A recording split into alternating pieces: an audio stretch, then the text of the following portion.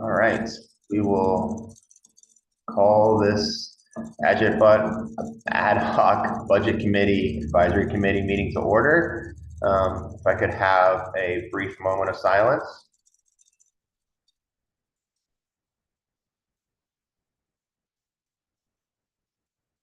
All right, thank you.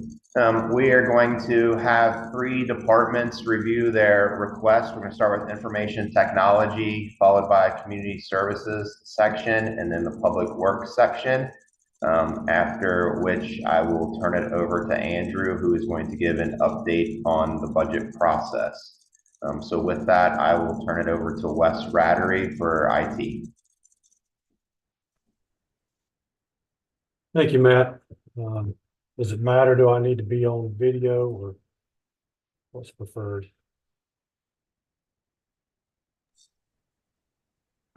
Committee, do you have any preference if Wes is on the video or not? No preference. Okay, I'll just roll with it then. There's several things for me to go through here. I appreciate your time. Good afternoon, council members. I know this is everybody's favorite budget discussion, all the IT items. But I'll try not to get too deep in the weeds on the technical geeky pieces of this, but please ask any questions as I work through this, but I'll try to generalize as much of it as I can and cover the information you need as part of this process. So the first item, web developer, this is a position we've really needed and desired for several years, but it's continuously been put behind other position priorities and networking, system support, things like that as our environment has grown. We've reached kind of critical mass here, so this is a position we really need to get implemented, to have somebody dedicated to handling all of the city's different website development needs. Currently, we have a position doing this who has other priorities, and now with Workday Online, they're really going to be overloaded. So definitely would like to see this position filled so we can dedicate the time and effort to putting the work into our different websites that are very heavily used. The next item, data storage expansion. As you can imagine, our data needs are growing annually. Put a lot of information out there. We currently have 67 terabytes of storage that's at 90% capacity. Normally, if you break 80%, you're kind of getting in the danger zone of storage needs. So we would like to increase this by another 24 terabytes at $80,000 to expand our current storage capabilities. And that would feed into all of our backups and data protection. The next item, AT&T Cloud Voice. This is addressing old technology, the old copper phone lines, kind of gone the way of the 8-track tape and cassette tapes. This technology has hung on for a long time, but most of it has been phased out for voice over IP, fiber, other communications medium. These particular instances involve elevators, fire panels, security panels, things like that still use the old copper connections. This will phase all of that out, allow us to cut this over. This is a one-time charge of $18,000, and it actually will save us about $20,000 a year once we get this done. So that's a little bit of a no-brainer, but still obviously needs approval. But this takes out some of the old expenses we have with the copper connectivity. Next item, cybersecurity enhancements. Cybersecurity is something that we have focused on very heavily for the past 10 to 15 years. It's probably the single most biggest concern in the IT field. We have worked diligently to implement systems, procedures, policies to protect the city, not to boast and almost not want to jinx things, but as we watch cities around us get hacked and penetrated with some serious problems, we fortunately to date have not had a successful breach beyond the odd email account that's been phished here and there, but that's contained and not a problem for our larger environment. So we want to keep that track record going, implementing neat systems and capabilities that further advance our protection, allow us to monitor what's going on, using external resources that are tied to SLED and other environments and agencies that help municipalities with this.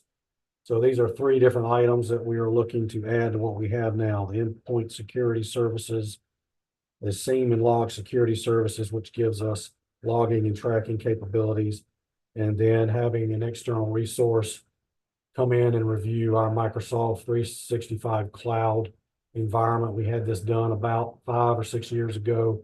We'd like to have another look taken at it just to see if there's been any changes or any chinks in the armor, so to speak, that we need to shore up.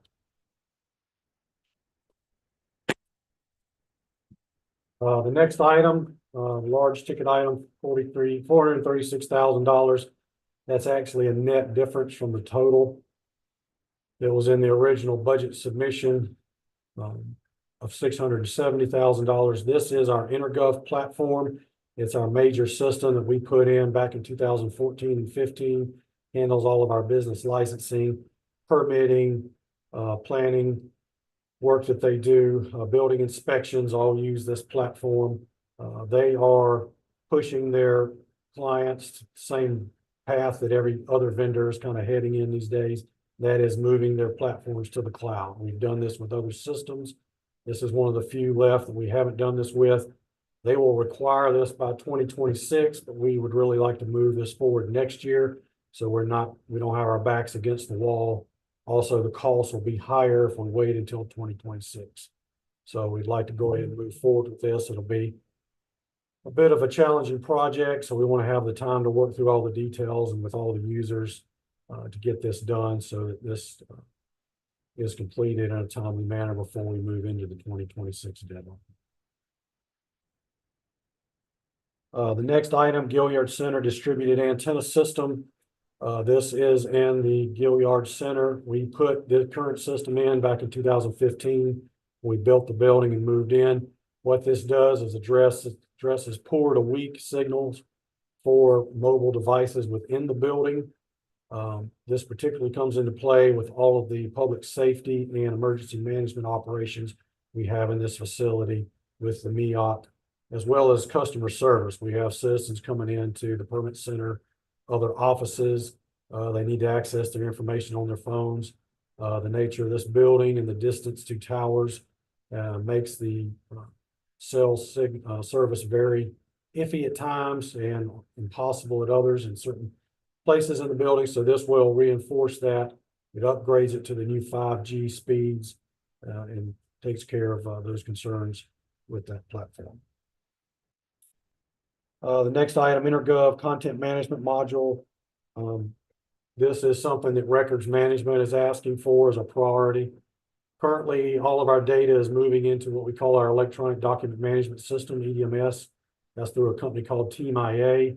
The data, particularly the attachments that people use in InterGov, which might be permits, business licensing, things like that, are not able to get automatically or easily moved into that EDMS system for records management, retention, protection, FOIA, things like that. So this module is an add-on through the vendor that provides our InterGov system that allows us to pull all that data out into a cloud storage capability and will allow records management to access it and work with it as they need to address those requirements. Fleet management system, they currently have a platform that's been in place for about 20 years. I think we've outgrown it, or it just does not have the capabilities that the fleet management groups need, both on the city administrative side as well as police and fire. So this will allow us to implement a new system, probably in the cloud, a SaaS system that will give us all the capabilities we need and address a lot of their concerns and problems that they're having now. That will have an annual recurring cost, wasn't put in here, of about $105,000. That $140,000 is the one-time cost to implement the new system, get everything set up. Next item, public Wi-Fi network equipment. That is kind of a phase 4 of projects we've been doing annually the past couple of years to replace and upgrade current Wi-Fi equipment in the field. Some old equipment we have is no longer supported. We've got this equipment around numerous city facilities, including recreation, in some of their playground areas, things like that. So we want to keep that working effectively and take care of some of that equipment that's aging out. Next item, public engagement platform. This has been requested by Planning, Preservation and Sustainability and Neighborhood Services Group. We don't have anything currently in place through our website or our online capabilities that provides all of the functionalities and capabilities, notification services that they would like to implement in dealing with the neighborhood groups, the communities, citizens. So this is something that they've been investigating with IT.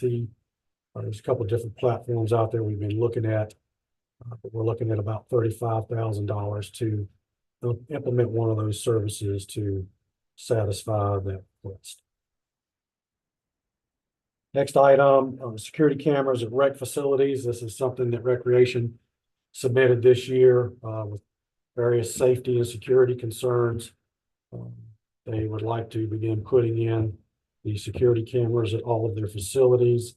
IT reviewed this. There will be some challenges with some of the locations they're requesting, but as in the note there underneath that section, we recommended trying to address this maybe in phases, kind of chopping that cost down per year and focusing on the low-hanging fruit and the more important sites that we could get into quickly, implement the items, the security cameras that they're desiring to address those immediate concerns. And then within the following years, we can go from there to see what else might be of need and address those that we can.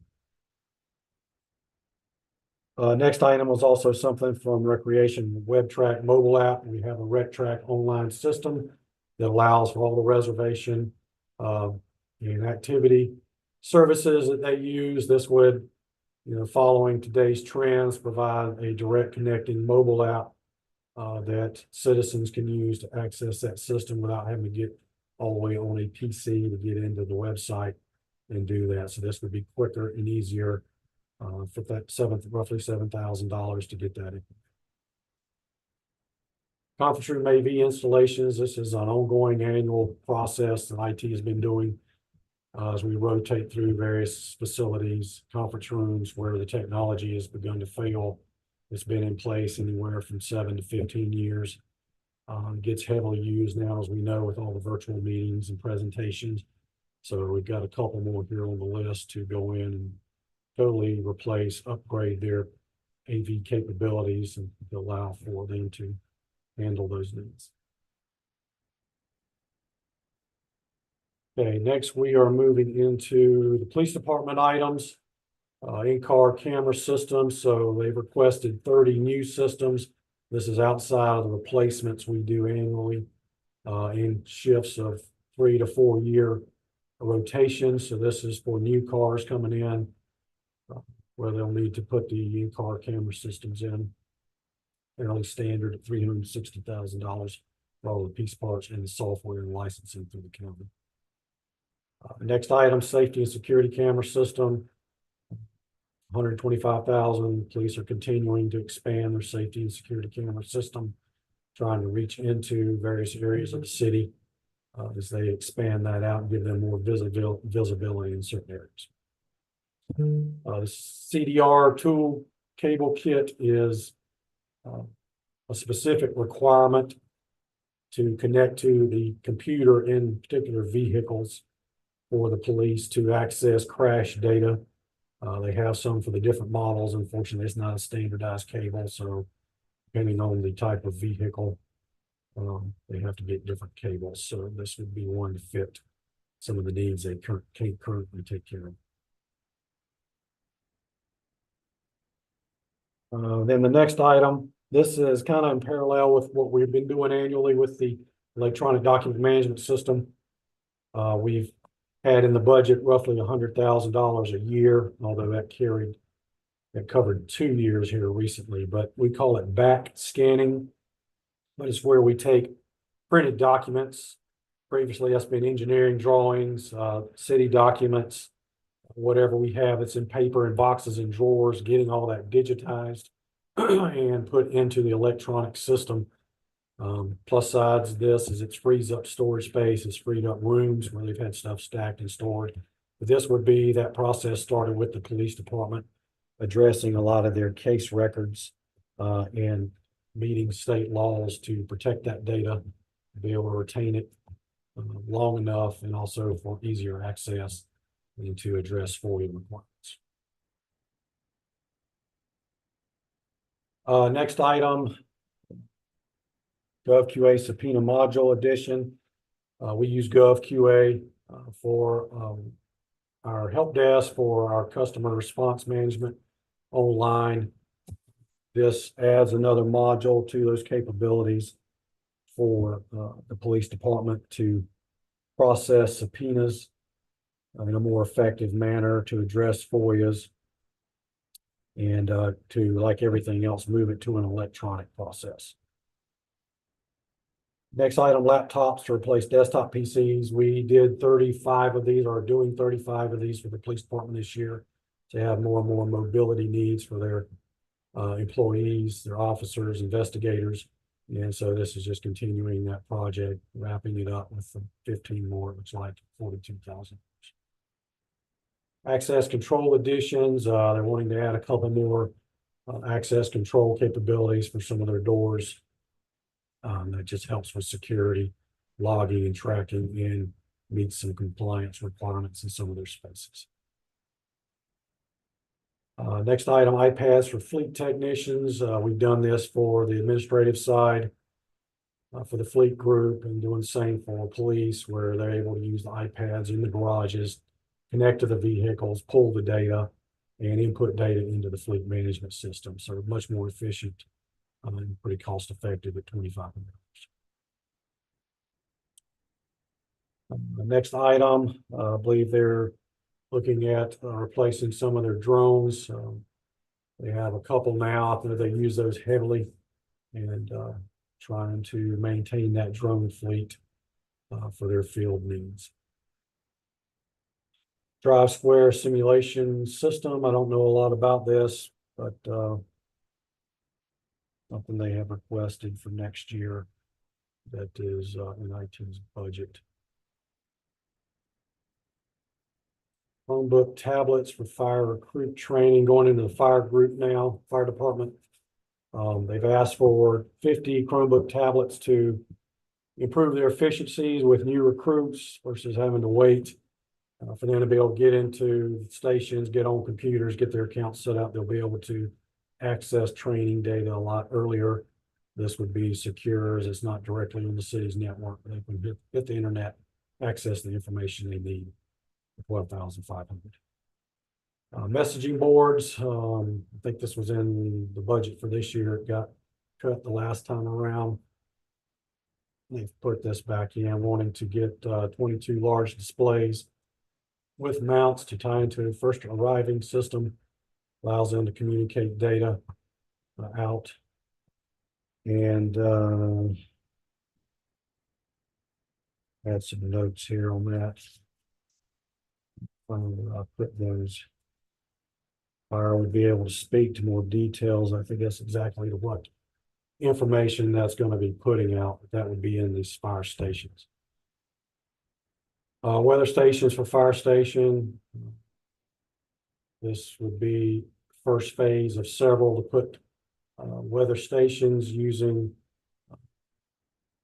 the weather network we currently use. We have stations around the city that we've used for the horse carriage monitoring, things like that, but putting similar stations, weather systems on these fire station locations that feed into Alistar. And that is a centralized platform managed by the county that municipal agencies, police and fire can access to pull various information related to operations, emergency scenarios. And this would feed into that, giving more real-time information about different areas of the city. So that could tie into emergency events, hurricane scenarios, rain events, whatever the case may be. Fire marshal body cameras, fire department looking to follow in step with the police department for obviously safety and operations needs, putting body cameras on all fire personnel as they're responding in the field. At this point, they're looking at 19 cameras. And this would be for the fire marshals at this point in time. And then they're also asking for a 360-degree fire investigation camera. Will give them better capabilities for recording information in the field at fire events. That would be for investigative purposes, probably training purposes. We've provided regular cameras that they use on site, but this gives a new capability for them to use for the investigation and training. And then same as police, they've got a drone replacement need. I know they use their drones heavily in the field with fire events, investigation requirements. This would just replace one of their, I think there's 2 drones in this case that they're trying to replace for next year. And then also some new MDTs, the iPad MDTs for new vehicles. They go in their vehicles. These access the dispatch system with county and is required in the police vehicles.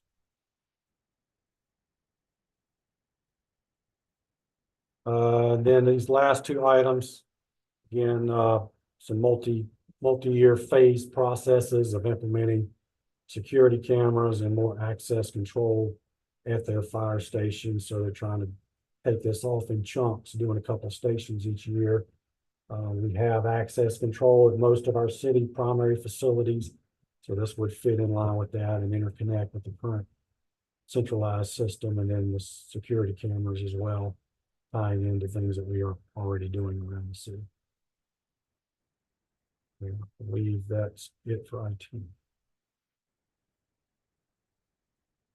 Answer any specific questions.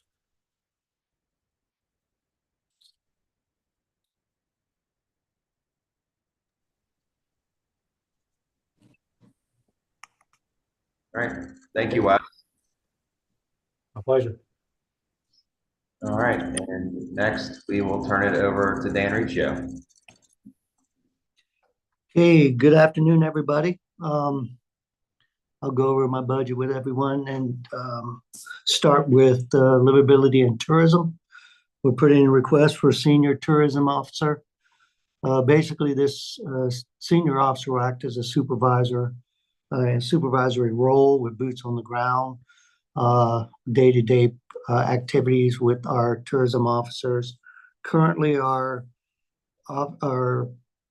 manager of the tourism commission supervises these folks, but only in an office capacity. So it's we're asking that we have a senior officer on the ground, in addition to kind of meet the requirements for the number of visitors that come to our city, reaching about 8 million. We have currently 8 tourism officers. We want to strengthen our staff as tourism grows in the city.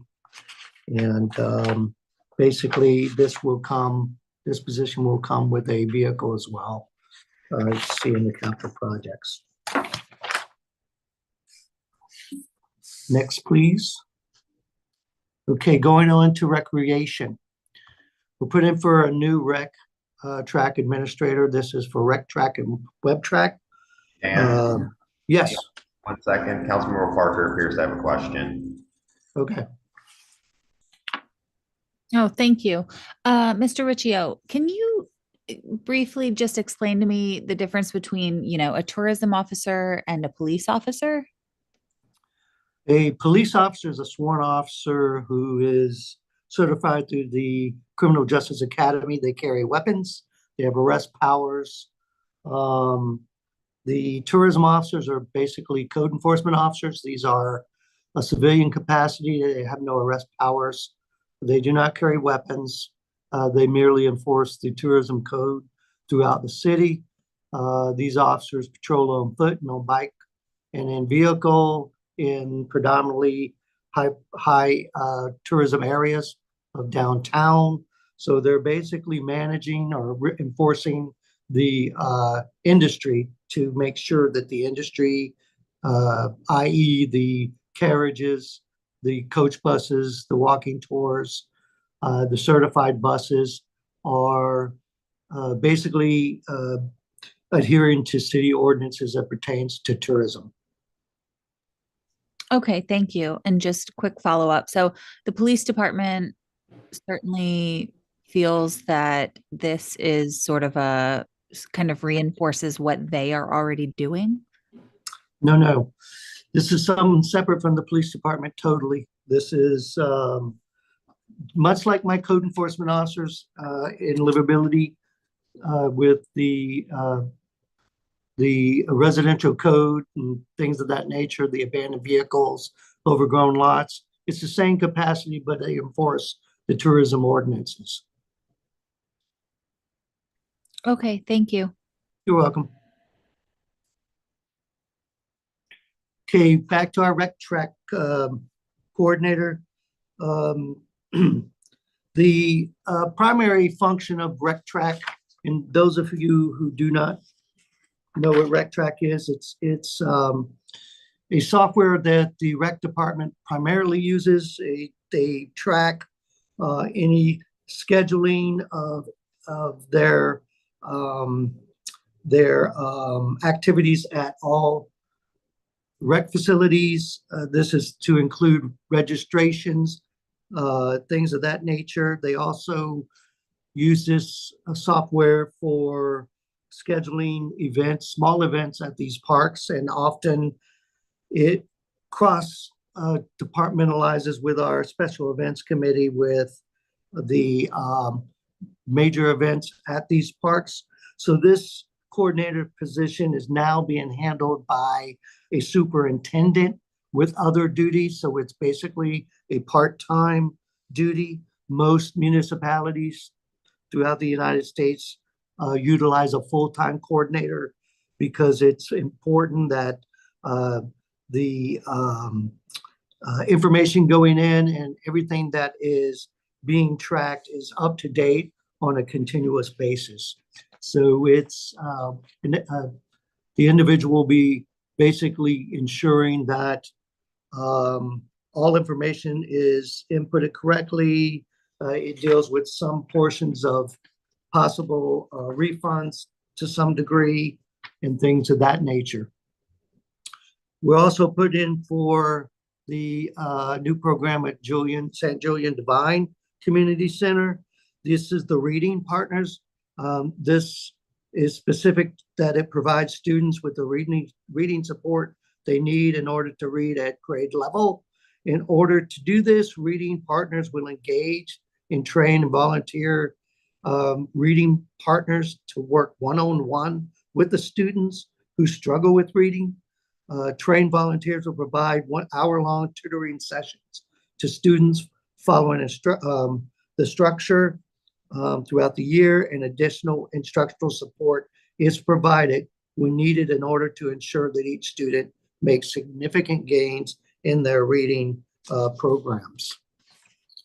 Another new program that we're asking for are cleaning services for our rec facilities. Currently, staff that are assigned, or city staff that are assigned to these facilities, are also tasked with cleaning the restrooms and cleaning.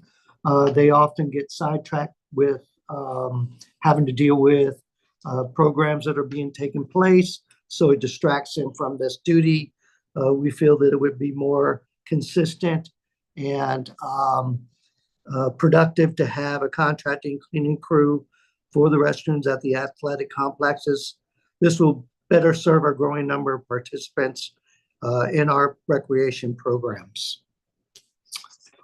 Next one is a new program at Hazel Parker Playground. And this is basically pottery classes for adults, hand-built pottery classes for kids as well. So it's multi-purpose for adults and children. The goal of the program is to increase the availability of hand-built pottery classes for adults and youth, as well as introduce pottery wheel classes to adults and the youth. Current hand-built pottery classes are only offered for kids and are consistently maxed out with a wait list.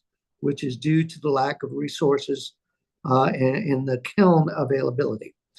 We would like to offer additional hand-built pottery classes in camps for kids, as well as begin offering instruction-led hand-built pottery classes for adults and pottery wheel classes for both kids and adults.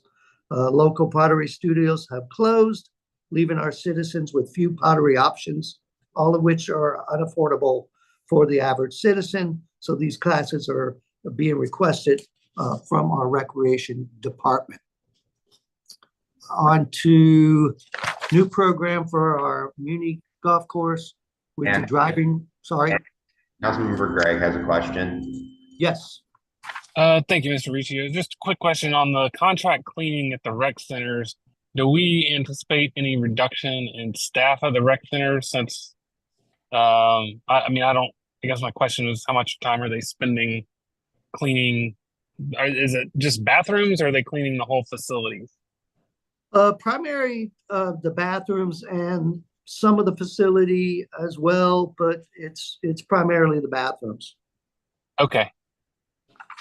So probably I'm guessing there wouldn't be a reduction in staff then. No, sir. I didn't catch that. No reduction in staff whatsoever. This will actually allow staff to better attend to the needs at the rec center while this contract staff is cleaning the facility. Okay, thank you. You're welcome. I was at the driving range for the Muni. Turf was installed in July 2020. The life of the artificial turf is 3 to 4 years, depending on traffic. This project will include at a minimum to replace existing hitting areas turf. Ideally, we'll take the opportunity to expand both sides to a large hitting area by 3 to 4 bays. The project is routine maintenance to ensure safe, level hitting areas without cuts and tears that can be safety hazards. The goal would also be to enlarge turf hitting areas to either side of range tee, increasing usable space by 3 to 4 hitting bays. With lines of customers waiting to use the range tee most afternoons and limitations on space for golf teams and programs, this would generate additional revenue and allow for more flexible use of the tee. Going on to a annual resident verification fee. If I get my numbers right, this annual resident fee is for the purpose of confirming that Charleston residents are actually members of the city of Charleston. If implemented, the fee would offset need to more sustainability, increased green fees, and allow for more efficient, updated, and manageable household database. This hypothetical scenario that we've discussed in detail at the point, I'd like to the potential to implement this to be recognized throughout the city and the recreation department in the case that we can agree to move forward. So the goal is to have more accurate information on customers that come to the municipal golf course. Currently, unfortunately, if an individual comes up, they can just say that they live in the city. So there's no way to verify that these individuals live in the city. So it would actually help maintain that integrity of City of Charleston residents having access with the municipal golf course. And I believe, if I got my facts straight, it's a neutral budget, so it would only be profitable at this venture. Golf cart path annual improvement repairs. The golf cart paths were not addressed in the scope of the 2020 renovation. Full course repairs would cost the ballpark about $250,000 if done at once. The budgeted expense would allow for emergency repairs for damaged areas and allow us to plan annual rerouting or improving paths. The purpose is to improve these conditions of asphalt paths, prioritizing by most damaged areas first. We would be able to eliminate potholes, broken paths with drop-offs on sides, and reroute paths to areas in various locations that will allow for more efficient navigation of the golf course. Additionally, it will improve the life of the golf carts that will be leased for the next 5 years. Next slide, please. Our next is we're moving out of recreation into neighborhood services. This is a neighborhood mediation program. Council people that were on the community development meeting, I guess about 3 weeks ago or so, this was discussed in detail. It's a program that the purpose is to empower the neighborhood associations to operate more effectively by resolving internal organizational conflicts. Because of the unique challenges and stressors faced by neighborhoods in Charleston, several neighborhood associations in the city, a neighborhood council program, have reported being able to effectively conduct meetings because of increased conflict and decreased trust between members. The Office of Neighborhood Services in the under the Community Services section assigned a memorandum of understanding for 2024 with the local pro and low bono mediation center, the mediation and meeting center of Charleston, to facilitate the mediation with neighborhood associations.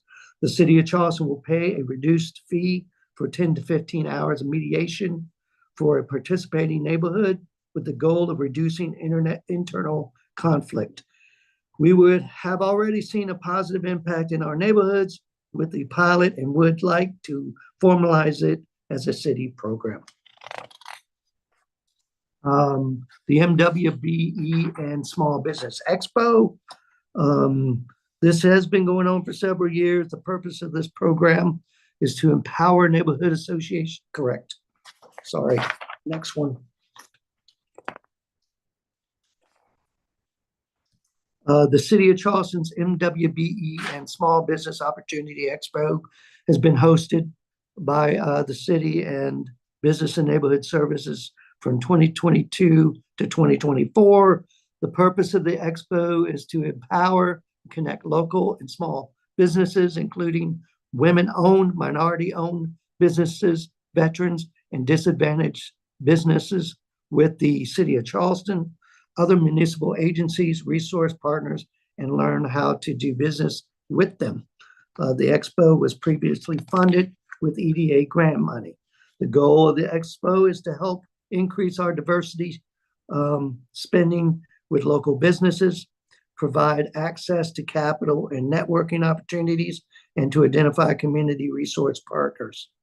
Expected attendees were 400 to 500 entrepreneurs and small businesses, with a focus on small businesses, including veteran-owned, minority and women-owned businesses and disadvantaged businesses. Next, please.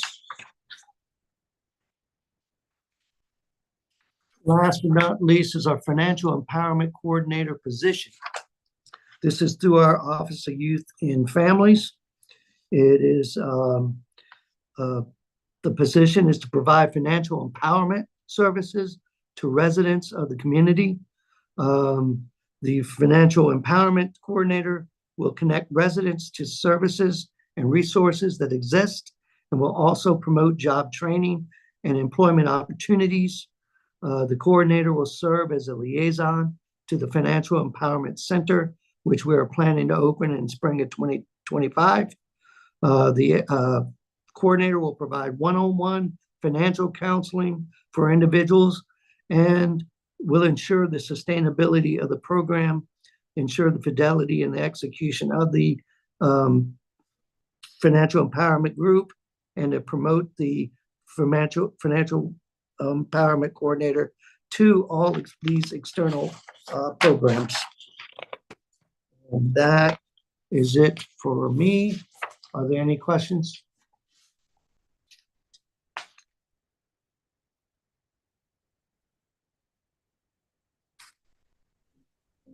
All right, thank you, Dan. Thank you. And lastly, we will turn it over to Tim Keene. I'm sorry, Robbie Somerville, apologize. Thank you, sir. Yeah, this is Robbie Somerville, Section Chief of Public Works. I also got Tom O'Brien with Public Service and Michael Mathis with Traffic and Transportation on the call, just in case I missed something or there's a question that they can assist with answering. But I'm just going to run through ours real quick, starting with Traffic and Transportation. Our number one is the Traffic Management Center Operator. That's for our TMC over here at 180 Lockwood. We asked for this position last year. This person would basically be able to sit in that room and be able to determine how the traffic is flowing and be able to make changes from that room as well. Troy Mitchell, our signal system manager, mainly utilizes that room, but of course he attends meetings, so a lot of times the room's not occupied, and we think we can get better use out of that room with somebody being in there. So we're requesting for that position to be filled. Number two is our signs and markings team. Now, this team would specifically be for pavement markings. I'm so sure, as you all seen, just riding through the city, we have some faded crosswalks, stop bars, center lines, and which we would like to dedicate a crew to be specifically for painting. Again, we got 2 crews now who focus on painting and doing sign work. So we would really like to have a crew to focus on painting and painting only. The third is the code enforcement officer. This would be a position that would assist, I guess, myself and Mr. Mathis enforcing the municipal codes. And the municipal codes being like towing, taxi, limos, you know, our municipal ordinances that we basically have been reactive to instead of being proactive. We wait until, I shouldn't say wait, but we tend to get a complaint before, you know, we respond to it. So we would like to be out in front, have somebody monitor, you know, if it's the tow companies or whatever it is pertaining to our municipal ordinances, that person would be in charge of it. 4 is the truck for the signs and marking supervisor. We actually had to upgrade our truck to pull our big thermoplastic trailer. So the supervisor doesn't have a truck. So we're looking to get a truck to that will go to the supervisor, as well as number 5 is the foreman, a truck for the foreman as well. Now, we upgraded one of our positions in our signs and markings to a foreman. So there was not a vehicle available for that person. So we're asking for the foreman position to have a vehicle. We're asking for number 6, we're asking for 2 additional parking safety officers. Last year, the city approved 2 parking safety officers with a supervisor. And this is really to help with emergency response, with placing the meter bags or barricades with flood events and storm events and stuff like that. So we're trying to build that staff up to be able to assist with special events. 7 is the smart signal technologies. This is something we've been looking into for Maybank Highway. This is basically artificial intelligence.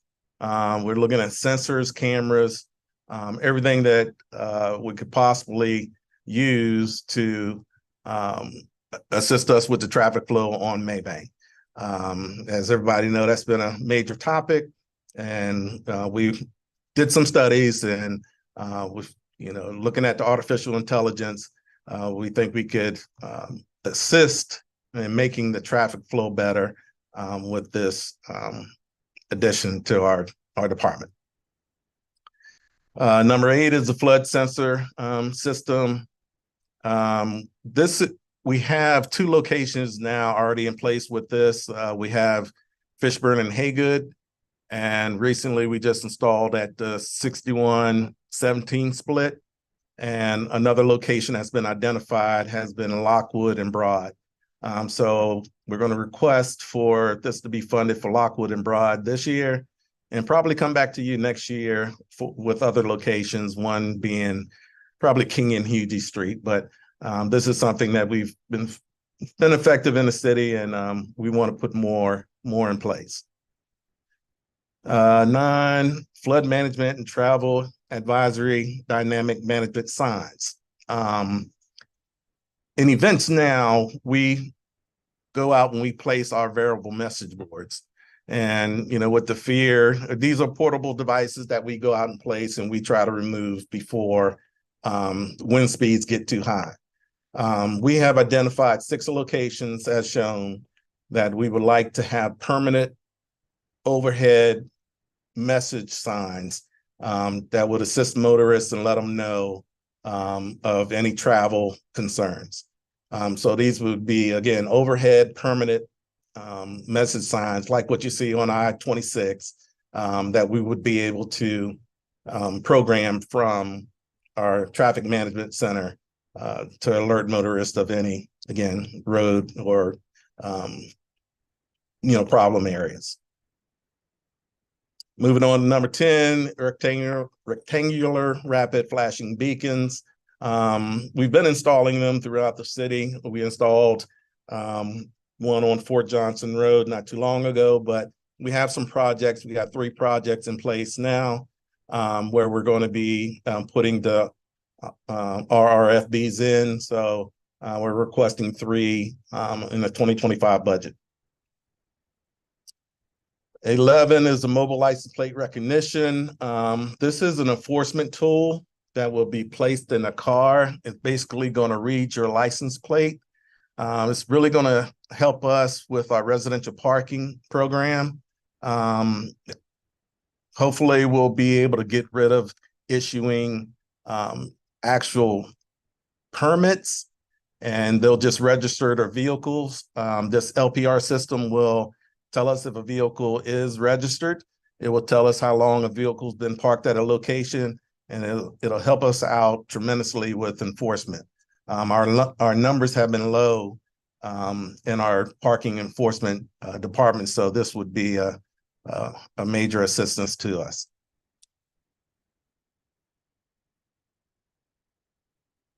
In 2024 budget, we received $60,000 to do signal design at East Bay and Broad.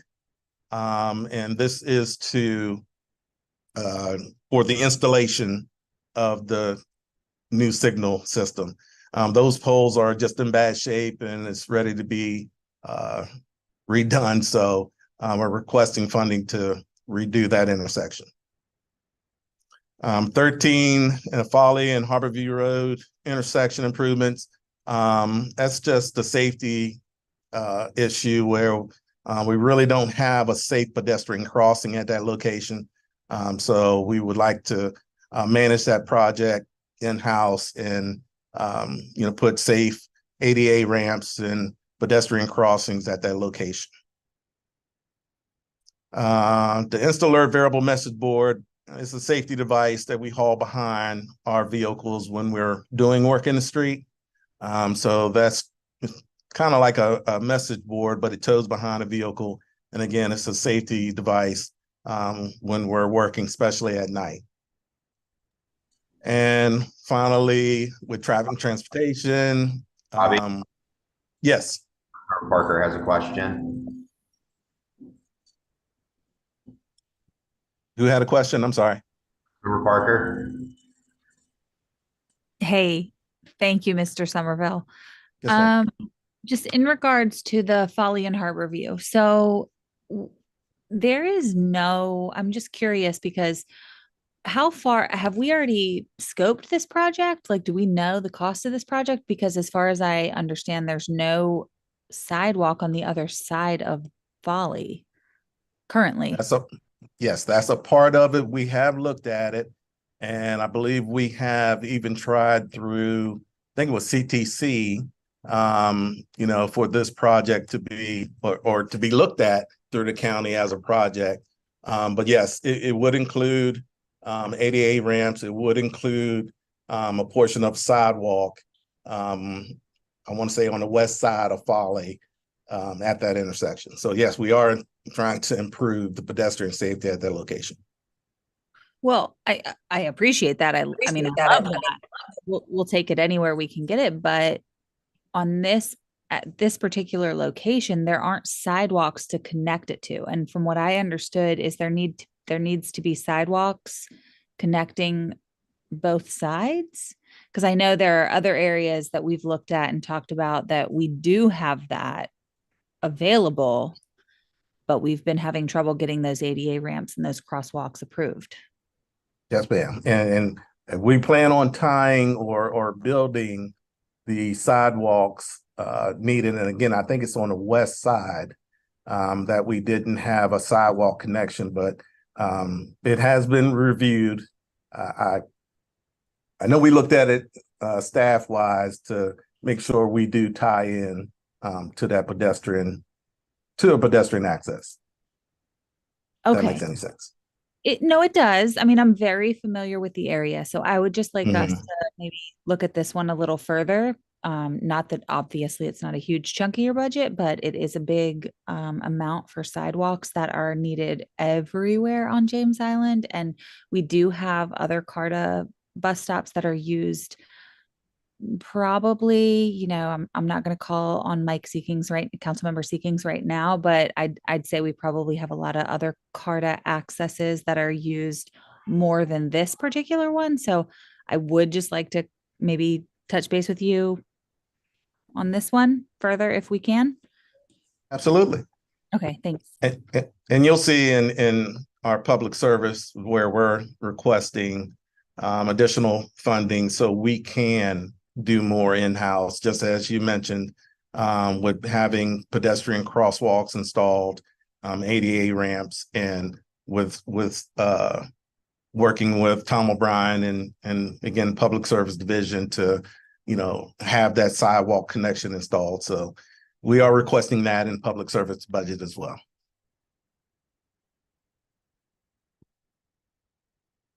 Okay, thanks. Yes. Okay, moving on to, I guess, number 15, upgrade assistant design specialist position. We have 2 sign fabricators in our operations now. And the design specialist is a grade 11.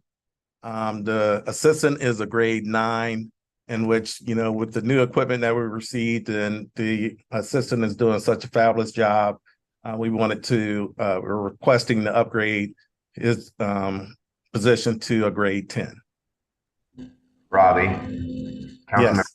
has a question. Thank you. Listen, I know it's not in your budget and probably something to do with the state, but if you look at North Market Street, I guess the south side between East Bay going to Concord, is that going to be resurfaced anytime soon? You said North Market Street? I would call it North Market, I guess. In between, if you're at the intersection, the part closest to the Custom House that goes from East Bay to Concord Street. I think we're looking at that as part of the street sweeping or street streetscape project. It is. Where we're looking at redoing basically North and South Market from Meeting to Concord. Not completely sure of the timeline on that. But there is a streetscape project for North and South Market. Yeah, it's just that I'm telling you, man, that thing is like the Baja up in there. It's got a lot of potholes. Anyway, you go down there, you need an alignment after you go through that place. Anyway, just thought I Yes, thought sir. maybe the state or somebody had that on a to-do list or something. Well, we can check and see if it can be put on a list to get some work done sooner than later. But only thing I'm aware of is the streetscape project, and again, I'm not exactly sure when that's going to take place. Okay. All right. Thanks. Pardon me for knocking you out of rhythm on that. Not a problem.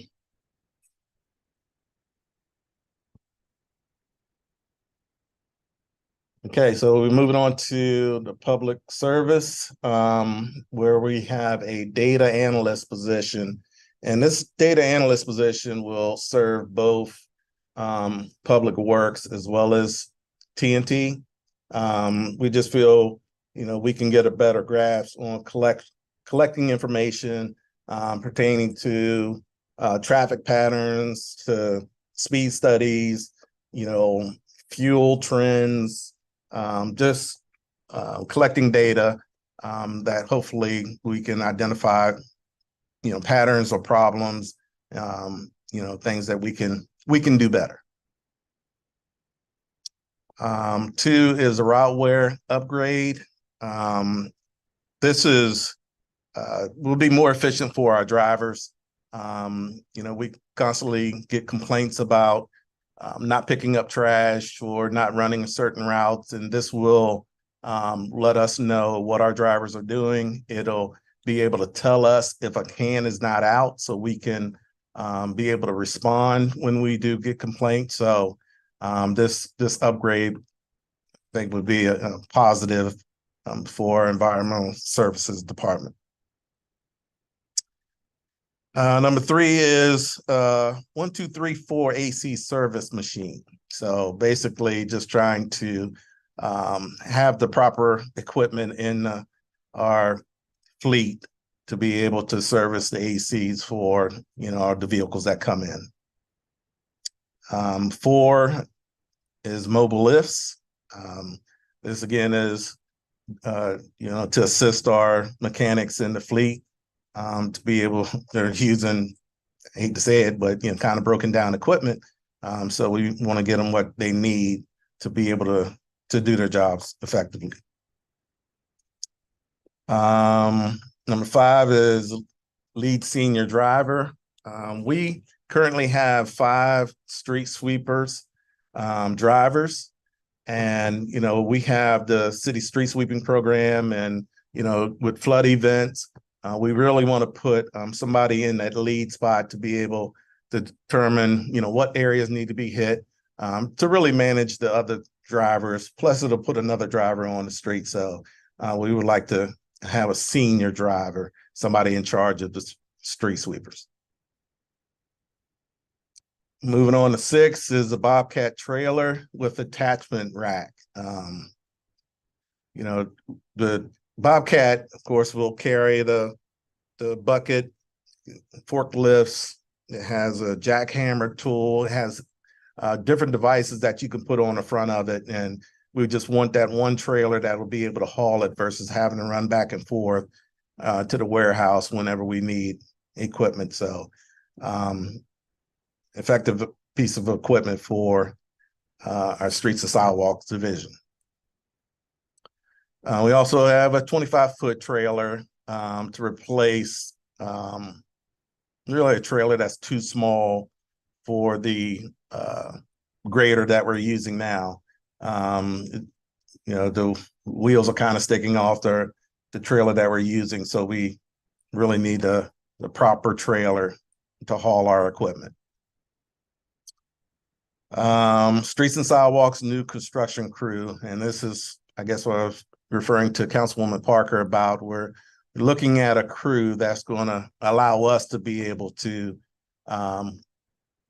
do more installation of pedestrian sidewalks and walkways. With the traffic and transportation engineering team and with the new crew, we think, again, we can do more in-house. So we're requesting new crews so we can get more things done. And the over truck fall protection, that's just to go over the bigger the trucks. That's just a safety feature that we must have to, that wouldn't allow, debris or whatever to fall out of a back truck.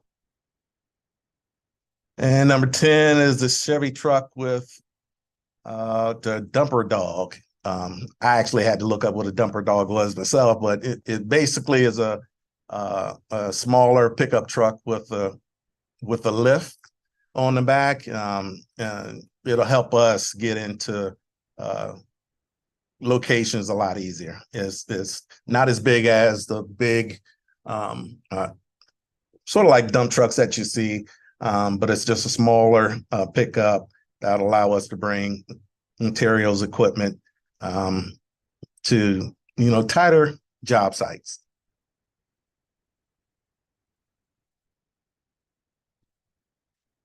And truck for the gluten crew. The gluten we use the service King Street as well as North and South Market. The truck that we have been using was Deadline. So it's kind of difficult trying to find a truck to haul this piece of equipment back and forth. So we do want to get a proper vehicle for this piece of machinery. It'd be more effective to have one vehicle for this specific device. And again, streets and sidewalk budget. I believe last year the budget was $100,000 for sidewalk repairs, and we're requesting to increase that to $350,000. So once again, we can do more work in-house. And 13 is the fleet tire machine. Again, that's a safety. Just want to upgrade a current tire machine that we have in place now, mainly because it's just out of date. Councilmember Waring? Yeah, thanks. The sidewalk repair, I mean, what's the average sidewalk repair cost? $350,000, even $100,000 almost sounds like an embarrassment. Maybe that's why we don't have enough sidewalks being repaired. We don't budget enough money. I mean, for the whole city of Charleston, 350,000. Does that? It really is low. I think Tom O'Brien's still on the call. Maybe he can give a better idea of what the cost would be. I'll try to answer that for Mr. Waring. Mr. Waring, this is just for our in-house repairs of existing sidewalks, and even that is low. If you remember 2 years ago, council put $1 million out for sidewalks. We tried to have some new sidewalks that were on that list that the department does, and I think we were able to do 2 projects. So new sidewalk is expensive because a lot of times, besides the sidewalk, we also have to pipe the ditches, and in some cases, actually even purchase some right of way. So this is really the budget that we're asking for here is just for to augment our repairs, and anyone who sees our downtown sidewalks and other places, it just allows us, and as we've asked for that crew also to do able to do more work of the repair method. It'd be interesting to compare. I mean, not today or anything like that. I'm sure we get sued from time to time, so people, slipping and falling on, sidewalks that need repair. We have a meeting with our legal department, and I guarantee you that every week there's 2 or 3 trip and falls that are on there, and you're right, we end up paying through the insurance reserve fund, fall on that. So anything we can do to assist in making additional repairs will be really helpful to us in the long run. You may end up paying more through the insurance fund than we actually budget to repair the sidewalk to stop the problem. Anyway, we can find a better way. I mean, a little bit more money. But anyway, thanks for what you both of y'all information provided. Thank you.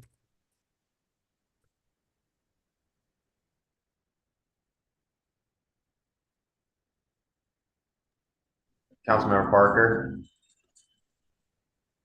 Thank you, Mr. Frolick. Mr. O'Brien or Mr. Somerville. So I thought that our sidewalk repair budget was $1 million. Isn't that what I've heard in the past? That's for new sidewalks, Councilmember Parker. New. Okay, thank you. Okay, so this is so we still have $1 million for new, but this is going to be an additional 350 for repairs. I'm not sure of the million. That was a one-time budget item a couple of years ago. I'm not sure. I'd have to go back to that, whether that was actually rebudgeted again last year. But this is just for repairs. Yes, ma'am. The 350 is just for repairs. Okay, I don't mean to put you on the spot, but do we have for new, do we have that budget item available? What's that number? I do not have that number in front of me right now. No, ma'am. I can get that for you.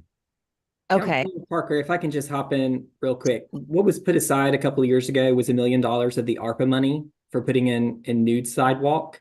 And so most of that money has been spent down, just for clarification information.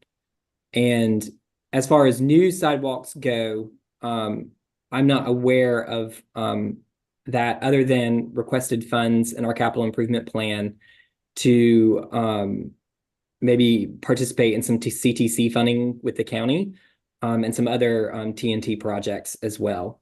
But that's all that I know of as far as adding new sidewalks. Okay, great. Thank you, Mr. Jones. So following up on Councilmember Waring's statement, because I think we're on the same page, do you think prior to approving this budget, could y'all get us something that can show us, what we've spent on new sidewalks, repairing sidewalks, possibly even those insurance claims, but just so we have an idea, because again, over the past 2 years, now that I understand, thank you, Mr. Jones, that $1 million of that was ARPA, I thought we had $1 million in the budget for sidewalks, new and or repairs. But now it seems like we're going down. So I definitely think it's something that council should consider. So if maybe we can be provided those figures. Well, yes, ma'am. We can get what we spent on new sidewalks from the ARCA money and also for the current last couple of years, which we spent on repairs. And Councilmember Parker, I think what I would add is there's money for contracted services. There's money for in-house for our construction crews, and there's even money associated specifically with bluestone, not concrete. So we can get all those different things to you all. I think that would be helpful for me. I don't know about you, Councilmember Waring, but I just agree that I think 350 is low, as we know, between downtown and then obviously the outer areas. We would far exceed that just for repairs, let alone new additional sidewalks. So thank you. Yeah, I think it's a great point, Councilman Parker and Councilman Waring. Appreciate it.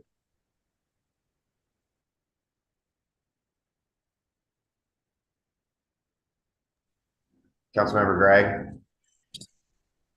Thank you. Yeah, quick question. So we also have I guess there's an RFP out, and we're evaluating contract sidewalk repairs, I think, next week or a week after, on the selection committee. So is this money split between contract and in-house? You mentioned that, but do you know what the split is? So just to provide some information on a budget perspective, annually, as far as in-house work, we budget about $250,000 to $275,000. I can't remember off the top of my head, for in-house supplies, so concrete, etc. And then, as Mr. Froelich mentioned, we budget about $300,000 every year to repair our historical bluestone sidewalks, and then $100,000 to contract out repairing other non-historical sidewalks. And so from our understanding of this request for 350, this would to increase that $100,000 Okay. to $450,000. Does that make sense? Gotcha. All right. And then to touch on the request earlier, also for the additional construction crew, that number includes additional material costs for that crew to actually perform work as well. So it's not just salaries and equipment, it's also the construction materials like concrete, etc., just to provide some clarification on that. Thank you.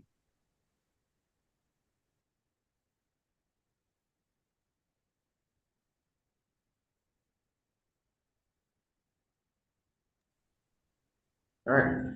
Thank you, Robbie. Thank you, Tom. Andrew, do you want to take us through the budget update for the process? Sure, I can finish up for the rest of the meeting. So just a quick update on where we're at in the budget process. We're continuing to finalize, meeting with section chiefs and department heads on their requests and gathering more information. We've got a couple of meetings coming up. Next Wednesday, we'll meet again, and the planning, permitting, and engineering section will present, and then the Parks Department will present their requests. The next week on October 4th, we'll have the last bit of the department requests through BFRC and the executive department. And then we have meetings planned every week in October, and we're going to hit on the other items such as lease purchase, those fact of life increases, and how they affect the budget. Some of our revenue assumptions, that's when we'll look at our revenue budget, what revenues are looking like. We'll go over recommendations and talk about what requests need to be improved and included in the budget. We'll look at our tourism budgets. We'll take a look at the capital improvement plan and finalize and balance our budget for next year. Any questions from anyone on the schedule for the next couple of weeks? Okay. Well, that's all I think we have today. Is there anything else for the committee? Have a good weekend. Thanks, guys. Appreciate it. Thank you. Thanks. A lot of hard work's gone into